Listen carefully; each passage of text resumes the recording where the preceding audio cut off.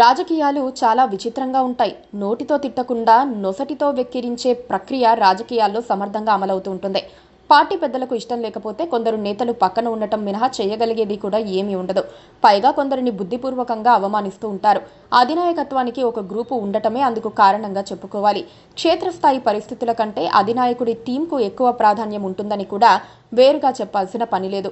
అలాంటి పరిస్థితుల్లో జనానికి కనిపించే నాయకుడు ఒకరైతే మరోవైపు నుంచి నరుక్కు వచ్చే నాయకులు వేరుగా ఉంటారు. ఎవ్వరు కాదన్నా అధినాయకుల టీం సభ్యులదే అంతిమ విజయం అవుతుంది. ఉమ్మడి శ్రీకాకుళం జిల్లా రాజాం నియోజకవర్గంలో ఇప్పుడు అదే ప్రక్రియ జరుగుతోంది.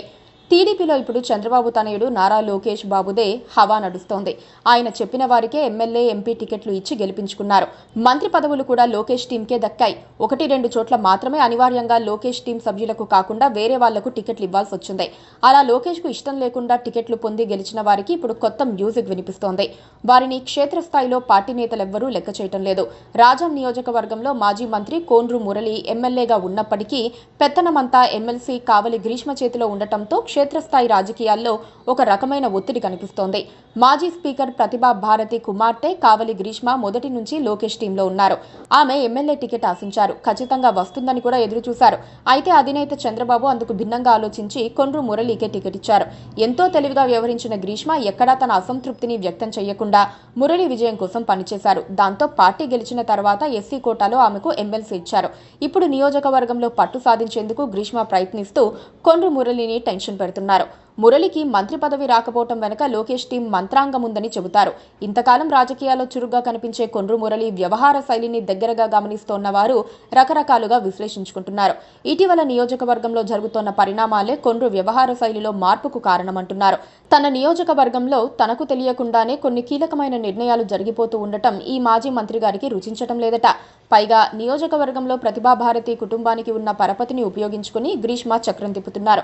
గ్రీష్మకు ఎమ్మెల్సీ ఇవ్వటంతో మళ్లీ నియోజకవర్గంలో రెండవ పొలిటికల్ సెంటర్ తయారవుతుందనే భావన మురళిలో కనిపిస్తున్నట్టు తెలుస్తోంది.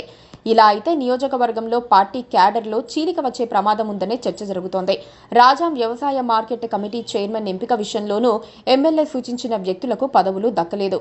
రాజాం ఏఎంసీ చైర్మన్ పదవి జనసేనకు కేటాయించారు. దీనిపై కోటి ఆశలు పెట్టుకున్న కొండ్రు మురళి అనుచరులు పార్టీ హైకమాండ్ నిర్ణయంపై ఓ రేంజ్లో మండిపోయారు. అయితే అధిష్టానం నిర్ణయమే ఫైనల్ అని పెద్దలు సూచించడంతో కక్కలేక మింగలేక సైలెంట్ అయిపోయారు. ఇలాంటి పరిణామాల కారణంగానే ఎమ్మెల్యే మురళిలో అసహనం పేరుకుపోయిందంటున్నారు. అధిష్టానం దగ్గర తన మాట చెల్లుబాటు కావటం లేదన్న భావన కొండ్రులో బలంగా నాటుకుపోయిందంటున్నారు.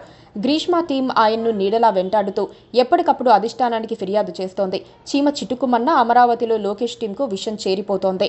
దాంతో ఇప్పుడు మురళి ఉక్కపోతను ఎదుర్కొంటున్నారు. అదేమని ఆరా తీస్తే కావలి గ్రీష్మ మంత్రి పదవిని ఆశిస్తున్నారట. త్వరలో తన కోరిక నెరవేరుతుందని ఆమె ప్రచారం చేసుకుంటున్నారట. అదే జరిగితే రాజాంలో ఎమ్మెల్యే కొండ్రు మురళి ఉండి కూడా లేనట్లే అవుతుంది. Please subscribe to KTV Telugu. KTV Telugu. KTV Telugu. KTV Telugu channel.